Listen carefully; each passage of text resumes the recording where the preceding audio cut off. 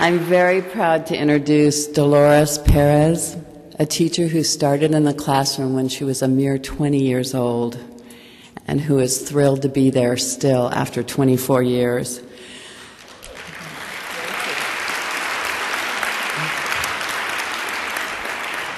Dolores teaches 5th grade at Cromack Elementary in Brownsville, Texas.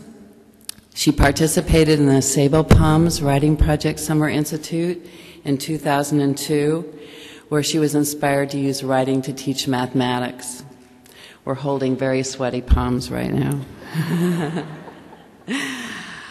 She has served on the national leadership team of the English Language Learners Network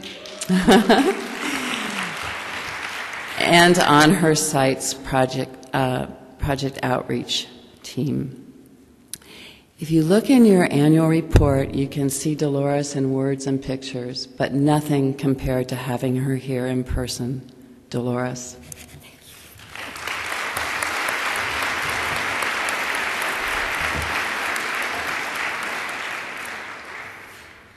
Thank you, Marianne. Thank you, everybody.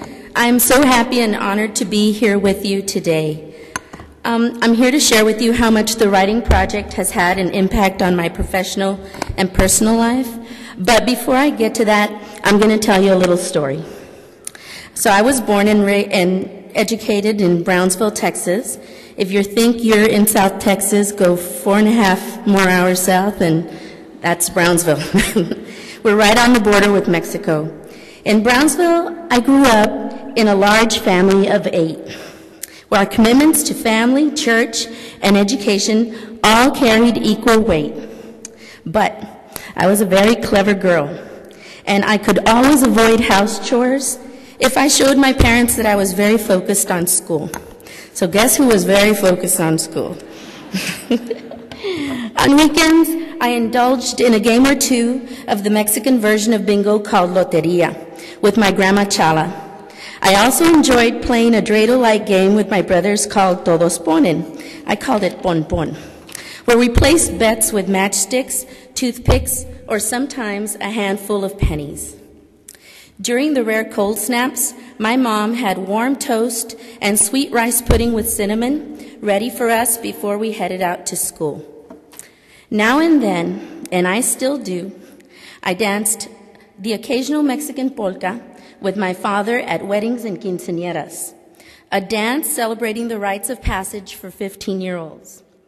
Well, you might assume that my first language was Spanish, right? It was not.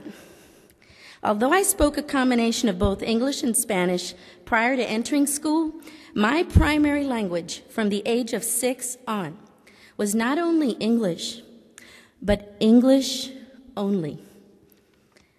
English only. That's what society and the school system in those days thought was best for children like me, throughout the nation and throughout the entire Southwest. I didn't have to suffer the punishments for speaking Spanish in school like generations before me did, because I knew that the use of Spanish in the classroom and on the playground was considered taboo. So I spoke only English all the time. The only memory I have in practicing Spanish was in 3rd grade, where I memorized a poem from Cricri, and that was it. You see, this was the 1960s, and bilingual education was still in a gestation period, and it would remain like that for many, many years. Each time I picked up one of my basal readers at school, there were no stories for me to read about girls like myself. I read about Star and her new pony, Star sledding down a snowy hill, and Star in her new wading pool. Now, I'll tell you right now that there are no snowy hills in Brownsville. And the closest thing that I had to a swimming pool was being doused by my brothers with a manguera, a garden hose, in our backyard, going crabbing at Puente de los Lobos, or the rare visits to Boca Chica Beach. Now, although my experiences on the border were unique in themselves, they were never reflected back to me in the books that I read. All this time, I did not realize that I was becoming a stranger in my own brown skin. and that the essence and the core of all that was me was at risk of melting away.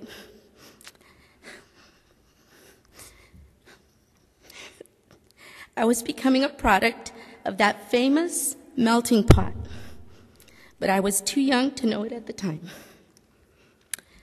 Well, by high school and college, it became very, very clear to me.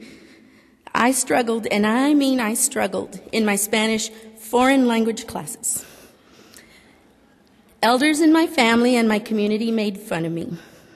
My Spanish teacher in college once told me that if I couldn't explain myself properly when I raised my hand, I should just sit there quietly and listen and learn.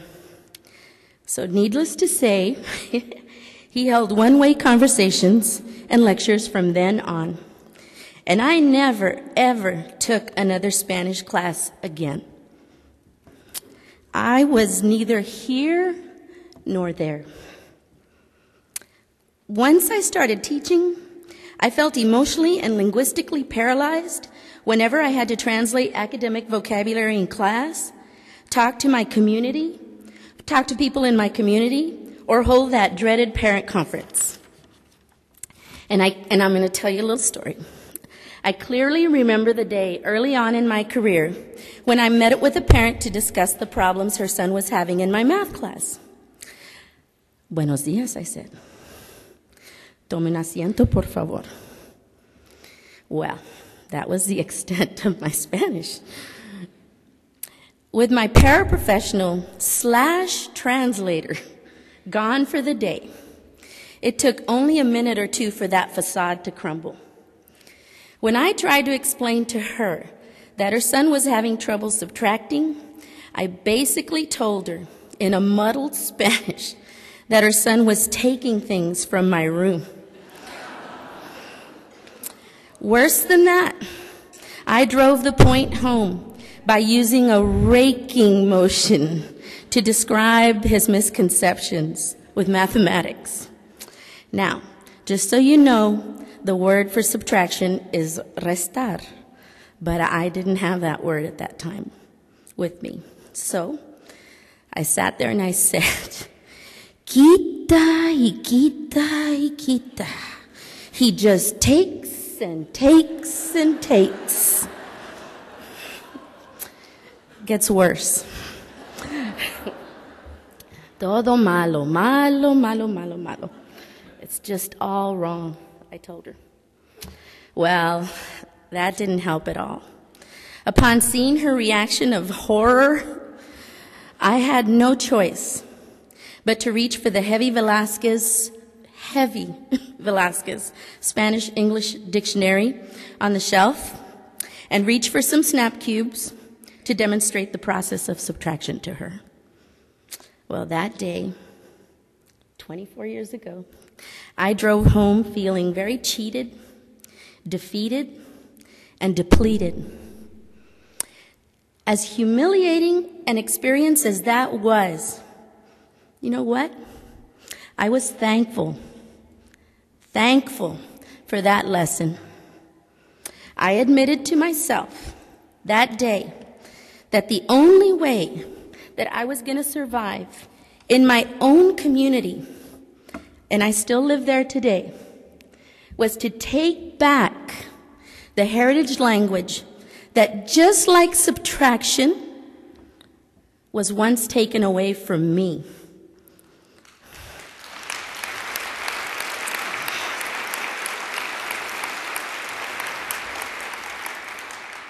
So, how did I do it?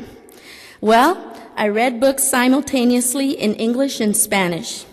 Bless Mi Última and Bendice Mi Última still sit side by side on my bookshelf at home. I listen to Spanish news and telenovelas. Aren't they great? And I learned lyrics to popular songs. At the risk of being ridiculed, I asked, and I still ask, for translations whenever possible. Gradually, the rolling R's emerged from dormancy, And I reached a level of bilingualism that to this day, although far, far from perfect, still works for me. So, what does that have to do with the National Writing Project? Well, fast forward to 2002, and I'm sitting in the middle of the Summer Institute at Sabal Palms Writing Project in Brownsville. We had a visiting linguistics professor come in and lead a discussion on language identity and language acquisition. It didn't take long for the room to become quickly divided, some for dual language, others not. When one TC asked him if we should just return to all English instruction in schools and thus get rid of regional accents altogether, I finally heard the answer I had been waiting to hear from another professional in education. You know what he said? I think, he said, we should learn as many accents as possible.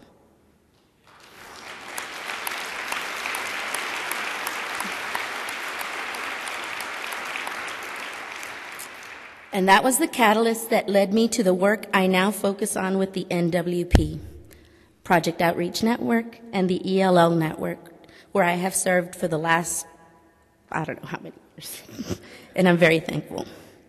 My work with these groups has allowed me the unique opportunity to heighten my knowledge of language identity, read up on the latest research, and share professional readings produced by Guess Who?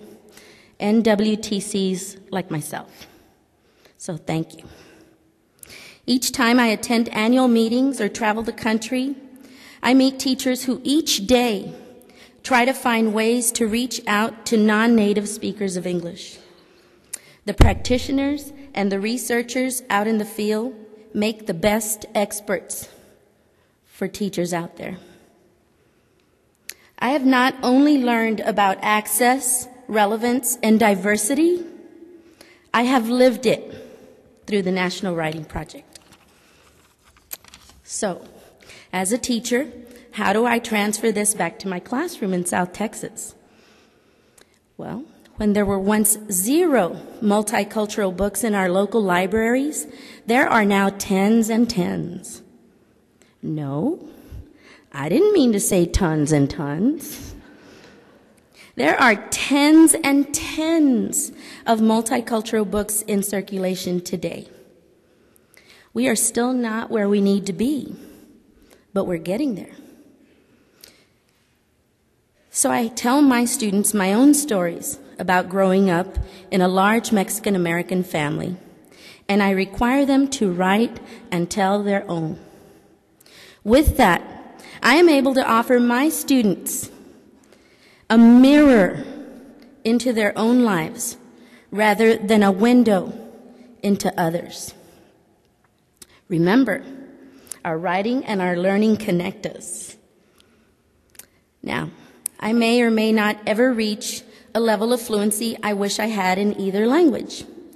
And I guess because of my circumstances as a young child, I will always be considered an English language learner and a Spanish language learner as well. It is what it is.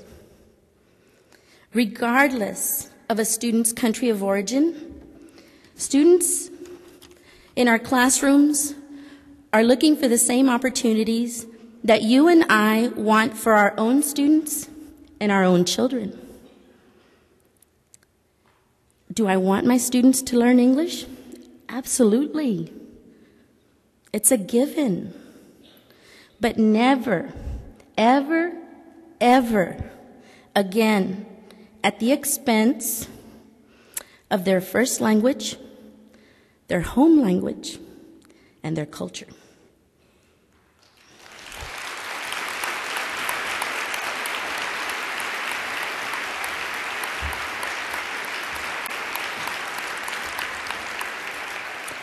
Now, as for me, don't worry about me. I can navigate my way through both worlds now, in English and Spanish, separated only by a physical border now and the Rio Grande River. And you know what? I'm now here and there.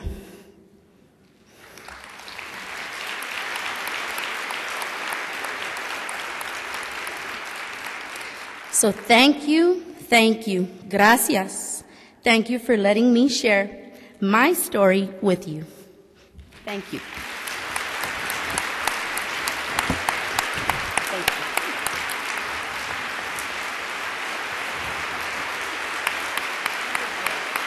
Oh, thank you. Thank you.